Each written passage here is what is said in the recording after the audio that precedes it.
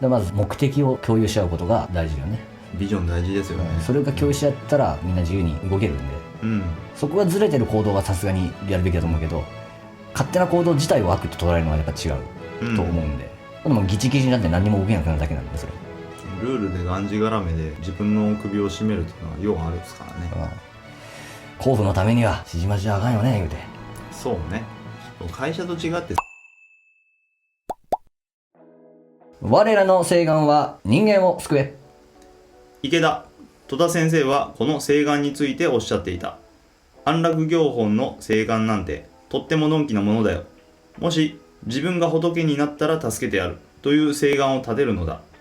そうなれば安楽だろう。釈伏なんか今すぐすることないから。わしが仏になったらその時に縁を結んだやつは助けてやると。自分が仏になったら救ってあげようというのはまだまだ無慈悲なのです。遠藤、確かに請願の教文では自分が最高の悟り、アノクタラ山脈三菩提を得た時に人々を救うとあります。法華経を求めず信じようとしない人々を自分が悟った後に救おうというのです。斎藤、本来は一切衆生を救い尽くすまで自分は成仏しないという強烈な請願を持つのが真の菩薩ですね。遠藤、それこそ学会の同志だと思います。安楽行本の請願とは比べ物にならないほど偉大な実践をしています。曹操の方々は自分がどんなに貧しくて苦しい生活をしていても他人を救うために必死で商法を教えに歩いたのですから。斎藤、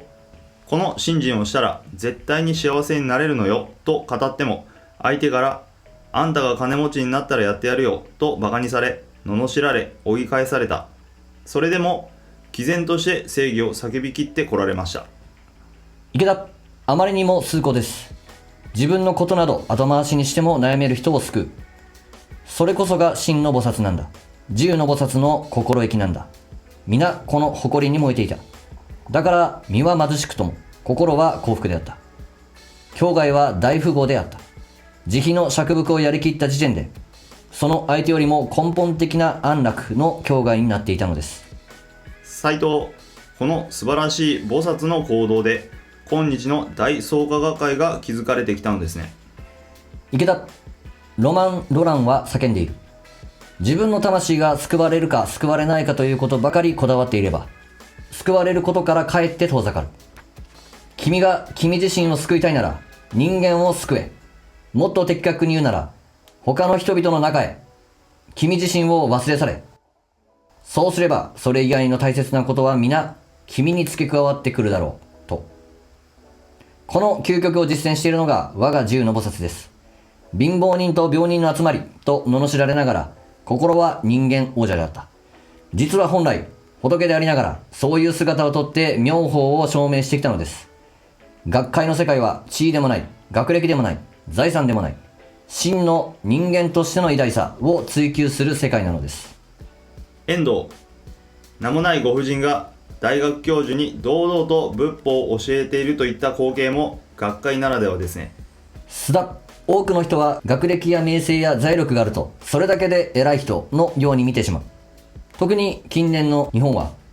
外面だけで人間をランク付けしがちです。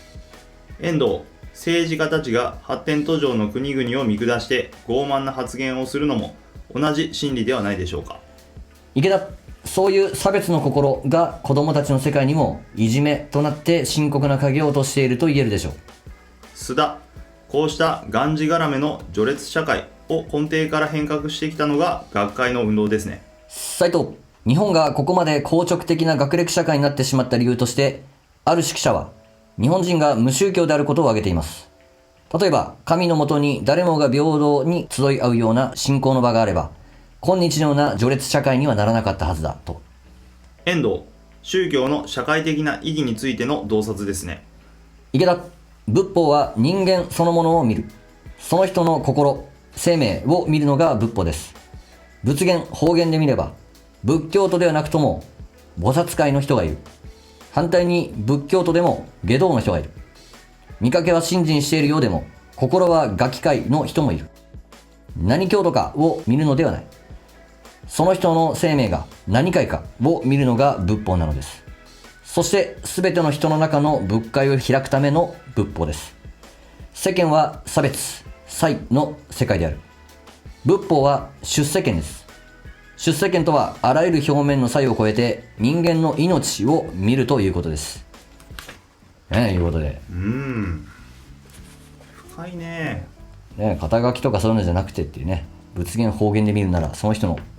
業外で見るというね。さあ、ハロー効果ってやつだよね。ハロー効果を、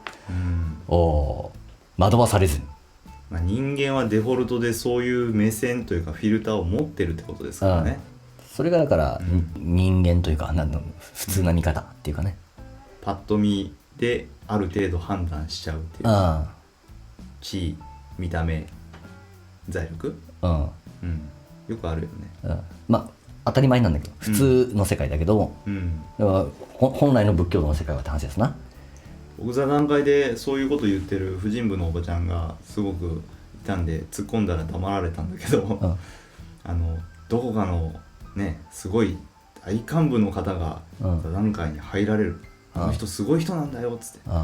僕は知らなかったんでポンと聞いちゃったんですよ。何した人って、なんか出てこなくて全然腑に落ちなかったっていうところで、ちょっとそこはまずいこと言ったのかなって一瞬思ったんだけど、はっきり言ってそれハロー効果やんってなっちゃうね。いや役職持たれてるのはすごいことだとは思うんですけど、実際何をしてくれた人で何がすごいのってねって言われてでもありがちじゃない、よくわからんけどすごいみたいな。僕はただ単にどんなすごい人なのかなっていうのを聞きたかったんだけど、ちょっと空気濁しちゃったことだったな。そうやね。なんだろう、もしかしたらその方が言いたかったのは境外がすごいっていうような意味合いだったのか、会ったことがある人だったのね。だから役職がすごいからすごい人って言ってるのか、そこら辺はちょっと、今の話だけではちょっと判断できないけど、でも本来見るのは境外がすごい人はすごいって言うべきだし、いくら役職があってもただ出世がしたいだけのなんか指示待ちみたいな人もいたりするっていうのは現実なんで、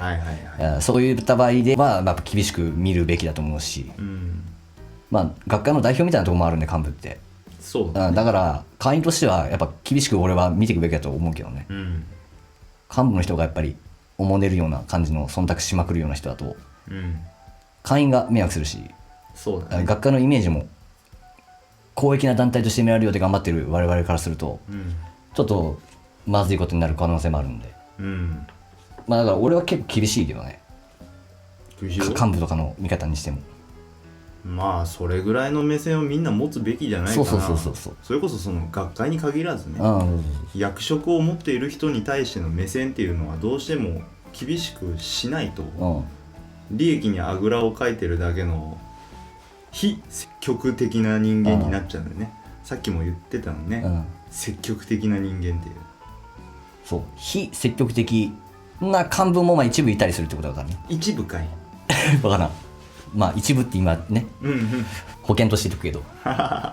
でも上の指示がないと勝手なことできないって思っちゃってる人は積極的人生って言えるのかなって思うとこもあるから、噛み砕いてやれることやればいいじゃん。交付のためだったら何でもいっぺんやってみたらっていうのもあるんだけど、なかなかねーっていう人が多いからさこれどこの地区もそうじゃないと思うけど、なかなかねーが多くない幹部の人、難しいよね。難しいよねで片付けちゃうところがなんか責任感ないな。会社とかだったらなかなかねで済ましていいけど、交付のためだったら現場で考えてどんどん行動していったらよろしいんだよって話で、やれることを、ね、やっぱ会社と思っちゃってる人はなかなかねで済まそうとするんで、会社はいいよなかなかねでも最悪ね最悪ね、だから学科の組織はそれじゃあかんよねって話。そう最悪それでもいいんだけど、そうすると金が回らんくなって潰れるっていうね。結局組織論を学ぶってめちゃめちゃ大事ですからね。やっぱ積極的人生が大事なことですね。と思いますよ。